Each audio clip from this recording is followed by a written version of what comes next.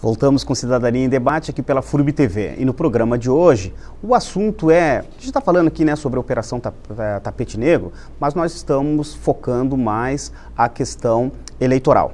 E o Ministério Público, inclusive, está aí, né, investigando as irregularidades sobre esse assunto aí que todos nós acompanhamos nesses últimos meses. Mas nós estamos aqui com o promotor de justiça, Odair Tramontini, e a gente vai falar, né, da questão da moralidade e das irregularidades. Mas inicialmente, né, retomando o nosso assunto, promotor, nós vamos ter eleições novamente, né?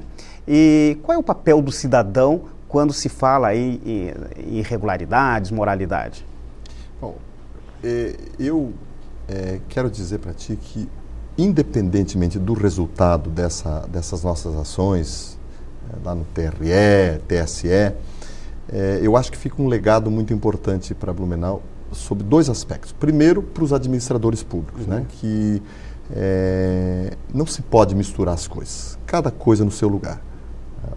Eu imagino que nas próximas eleições, sobretudo eleições municipais, tanto os candidatos quanto os administradores públicos vão cuidar um pouco mais, né? Como disse, isso é uma questão meio cultural, isso é uma prática que vem ao longo dos anos e que, aos poucos, a gente está acabando isso. Ou está diminuindo, ou está controlando. Mas esse aspecto da percepção do cidadão comum em relação a isso, eu acho que é importante que a gente coloque uma coisa aqui com bastante clareza.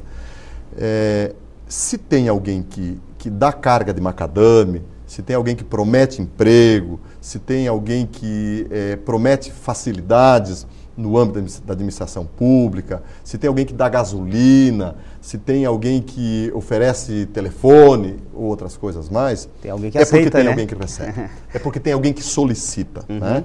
Então, se você conversar com candidatos a vereadores, a gente conversa, todos nós temos um amigo ou um conhecido que concorreu, e eles sempre reclamam que a população, não generalizando, evidentemente, mas é muito comum o candidato vai fazer uma reunião para divulgar a sua candidatura, o seu nome, e diz que as pessoas não raramente chegam lá com conta de luz, com conta de água, com receita de medicamentos e por aí afora. Né?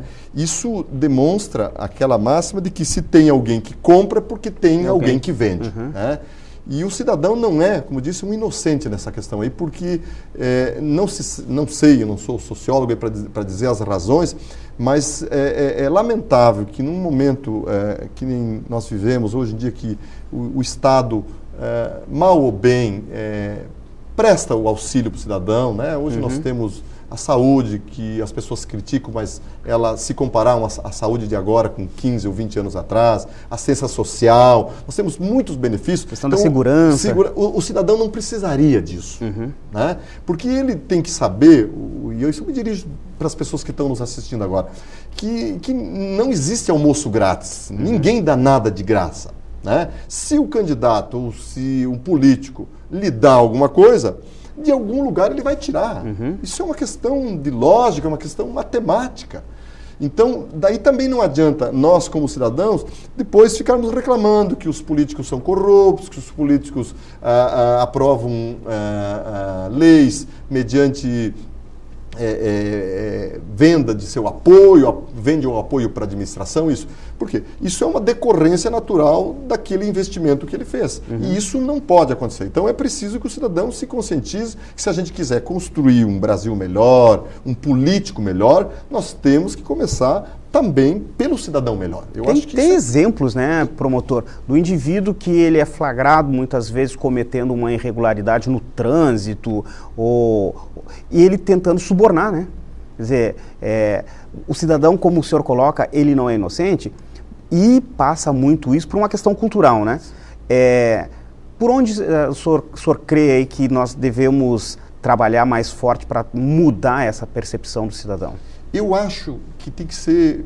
É um processo longo isso. Né? Eu não tenho mais muita ilusão assim, para achar que a gente transforma isso com meras ações judiciais, através de leis. Eu acho que é uma parte, né? Eu acho que tem que fazer leis boas, né? Tem que ter um Ministério Público forte, atuante, independente, um Poder Judiciário tal qual se demonstrou no julgamento do Mensalão, né?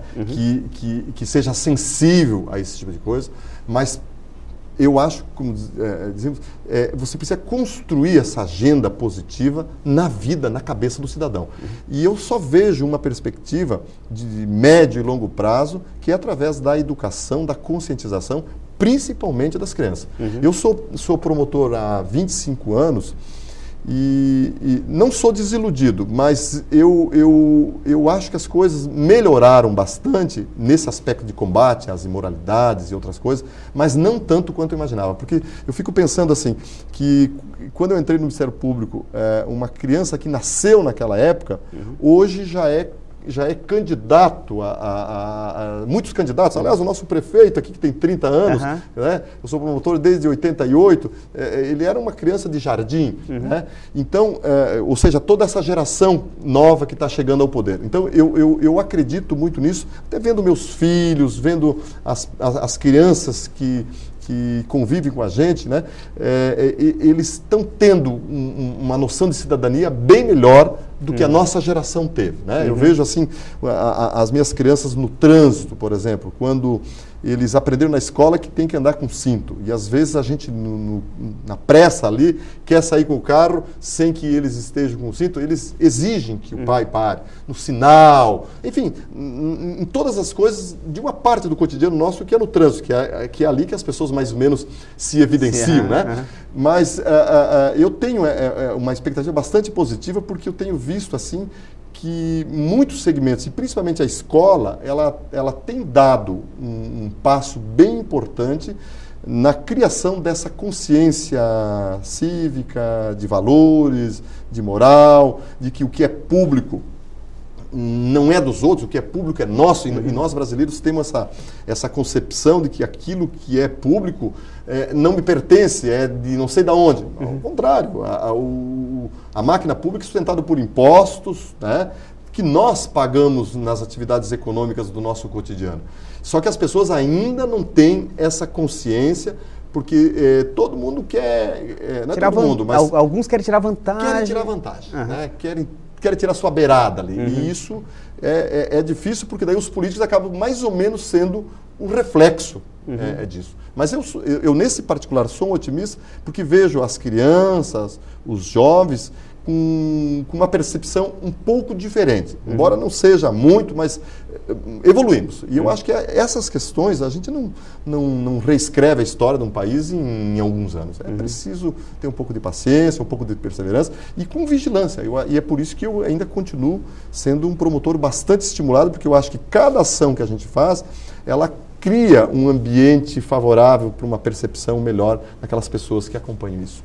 Olha só, promotor, Odair, é um assunto que, se a gente, né, começar a pegar por pontos aqui, a gente leva longe, né? Mas quando a gente começa a discutir e ouvir e ler na imprensa que políticos estão sendo punidos ou têm seus nomes ali apontados, nós vamos lembrar num Brasil recente, numa história de um Brasil recente, que nós não tínhamos isso, né? Nós passamos a ter agora. E não significa que os políticos que estão agora são corruptos e que antes... isso vem embutido no ponto que nós estávamos falando aqui, questão cultural, né? Eu acho, Carlos, eu sempre, meus alunos aqui na FURB, sempre se discute esses assuntos, e eu sempre exemplifico para eles o seguinte: nesse ponto, se a gente analisar nos últimos 20 anos, a evolução foi muito grande. Quando eu entrei no Ministério Público, lá em 1988, a gente era muito raro ouvir que um político tivesse sido processado, investigado. Não é nem investigado. Se fosse investigado, era difícil de fazê-lo processado. Depois, além de investigar, processar, a gente conseguiu condenar. Né? Muito embora muitos ainda não estão sendo punidos. Né? Vi daí exemplos de políticos históricos no Brasil, com condenações, de múltiplas condenações, e que continuam exercendo o poder. Mas eu imagino que se antes não se investigava, ou não se processava, ou não se condenava, e agora nós já estamos fazendo tudo isso, o próximo passo, de caráter geral, vai ser a efetividade dessas condenações. E uma grande expectativa que o Brasil tem agora é o exemplo do Mensalão, né? Que o Mensalão todo mundo achava que não ia dar em nada, que aquilo era aquilo mesmo, que no final ia dar um jeitinho, ia ficar as coisas para lá para cá. E a sociedade brasileira teve uma grata surpresa, né? Não entrando aqui no mérito das decisões, mas e aqui dá para personalizar que o Joaquim Barbosa, né, ele reescreveu a história do Brasil no que diz respeito, não digo reescreveu, mas estabeleceu um marco importante, porque essa decisão do Supremo, ela vai orientar todo o sistema jurídico. Então, quando você vem aqui, nós, os promotores que estamos aqui bem na base da pirâmide aqui, nos sentimos estimulados. Né? Um desembargador que está num grau intermediário, ele se sente estimulado a analisar com mais profundidade, com mais rigor, porque sabe que se isso bater lá no Supremo, o julgamento do mensalão deu uma jurisprudência de muita consistência. Então, isso é uma transformação importante e que a gente tem que comemorar, principalmente porque, sendo um julgamento em última instância, não existe outra alternativa que não seja a punição daquelas pessoas que foram condenadas. Então, isso é importante, isso vai dizer para as pessoas que não dá para brincar mais com isso. Para os políticos, que essa fase da absoluta impunidade já acabou. Né? Claro que ainda continua. É muito difícil de você cortar de vez, né? É difícil por quê? Porque eu sempre digo assim que prender ladrão de galinha é fácil, porque é um camarada que não tem instrução, não tem informação, não tem assessoria, não tem como se defender. Prender alguém que é letrado, conhece as leis, que tem assessoria, que está no meio do poder, é bem mais difícil. Então, por isso que esses fatos, né, não só do mensalão, como tantos outros que a gente acompanha aí no cotidiano, eles são importantes porque servem como um paradigma, tanto para aqueles que estão praticando, como para aquelas pessoas que estão meio desesperançadas, achando que não vale mais a pena, que quer vender o voto por qualquer vintém, né? Eles têm que começar a avaliar que eu acho que vale a pena, eu acho que dá para construir uma agenda um pouco mais positiva. Promotor, obrigado por vir aqui ao Cidadania, para a gente falar dessa questão de moralização. Espero trazê-lo mais vezes aqui para a gente discutir esses mesmos assuntos aí, até para educar o nosso cidadão também.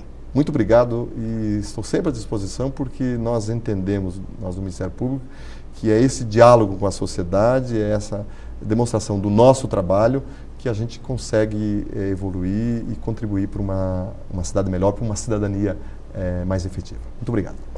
Chegamos ao final de mais Cidadania em Debate, um programa do Sindicato de Servidores Públicos do Ensino Superior de Blumenau. Quero agradecer a presença do promotor de justiça, Odair Tramontim, que falou sobre a Operação Tapete Negro, mais especificamente essa questão eleitoral.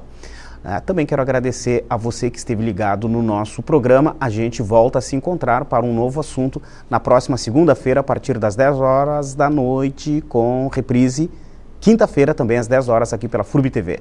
Tenham todos uma boa noite e uma boa semana.